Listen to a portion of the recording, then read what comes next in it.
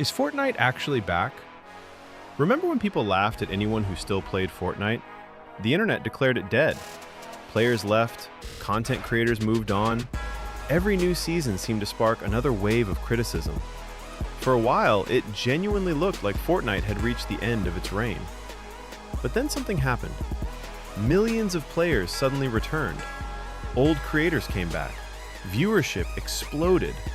Even people who hadn't touched the game in years started reinstalling it. So, is Fortnite actually back? Or are we witnessing one final burst before the inevitable decline? To answer that question, we need to look at Fortnite's incredible journey, from becoming the biggest game in the world to losing its momentum and finally making one of the greatest comebacks gaming has ever seen. Back in 2017, Fortnite wasn't even supposed to become the world's biggest battle royale. Epic Games originally created Fortnite around a cooperative survival mode called Save the World. Then PUBG exploded in popularity, and Battle Royale became the hottest genre in gaming. Epic reacted incredibly fast. They launched Fortnite Battle Royale for free. Nobody expected what happened next. The building mechanic completely changed the genre. Every fight became unique because players could create their own cover, towers, and entire forts in seconds. The game rewarded creativity just as much as aim. Within months, Fortnite wasn't just popular, it became a global phenomenon. Professional athletes celebrated victories with Fortnite dances. Musicians streamed the game. Celebrities jumped into matches. Schools talked about it. Parents argued about how much their kids were playing it. Friends rushed home every evening just to drop into tilted towers together. For a while, Fortnite wasn't simply a game. It became part of popular culture. It felt like everyone was playing. But no game stays at the top forever. As Fortnite continued growing, Epic Games faced an enormous challenge. How do you keep millions of players interested year after year? Their answer was simple: keep changing everything. Every season introduced new mechanics, new vehicles, new weapons, new map locations, new storylines. Some updates were incredible, others were less successful. Many players began feeling like Fortnite had become too complicated. Instead of refining what already worked, Epic constantly experimented with new ideas. The loot pool became increasingly difficult to balance. Some weapons felt overpowered. Movement changed frequently. The pace of the game shifted from season to season. At the same time, competition arrived. Warzone, Apex Legends, Valorant, Call of Duty. Players suddenly had more choices than ever before. Many decided to move on. Then there was another problem: building. What once made Fortnite unique eventually became one of its biggest barriers for new players. Experienced players could construct entire skyscrapers in seconds. Casual players often felt like they never had a chance. For someone returning after months away, Fortnite looked completely different. The skill gap had grown enormously. It became common to hear people say, "Fortnite is dead." Videos criticizing the game collected millions of views.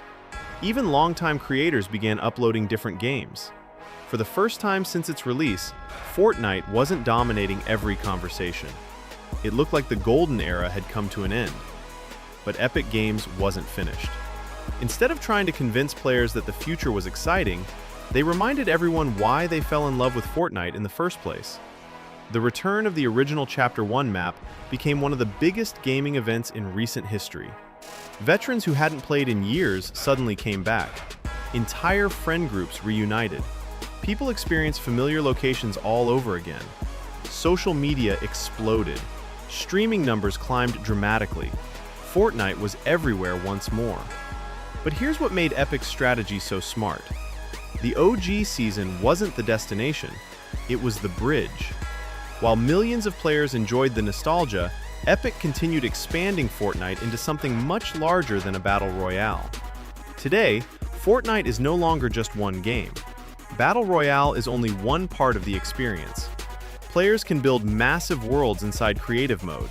They can race cars, attend concerts, play survival adventures, explore LEGO Fortnite, compete in rhythm games, play horror experiences, parkour maps, role-playing servers, tycoon games, and thousands of experiences created by the community itself.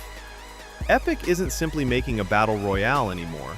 They're building an entire gaming platform. That's a huge difference. If someone gets tired of Battle Royale, they don't necessarily leave Fortnite, they simply switch to another experience without ever leaving the game. Very few titles have managed to achieve that. Minecraft did, Roblox did, now Fortnite is becoming one of them.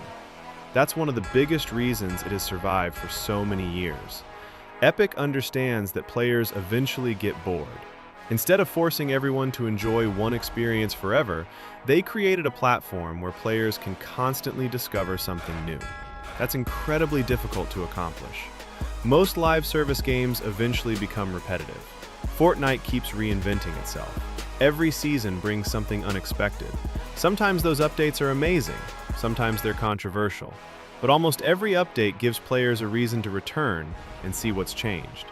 That constant evolution has become Fortnite's greatest strength. The gaming industry moves incredibly fast. Games that stop evolving often disappear. Fortnite refuses to stand still.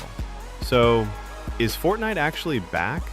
If you're asking whether it has returned to the once-in-a-generation cultural phenomenon it was in 2018, the answer is probably no. Moments like that are incredibly rare. Gaming has changed, players have changed, competition has changed. But if you're asking whether Fortnite has become one of the biggest, most relevant, and most exciting games in the industry once again, then the answer is absolutely yes. Millions of people are still playing. Creators continue making Fortnite content every day. Major updates generate excitement across social media. Epic Games continues investing heavily in the future of the game. Most importantly, Fortnite still has momentum. It continues adapting while so many other games fade away. Maybe that's the real reason Fortnite has lasted this long.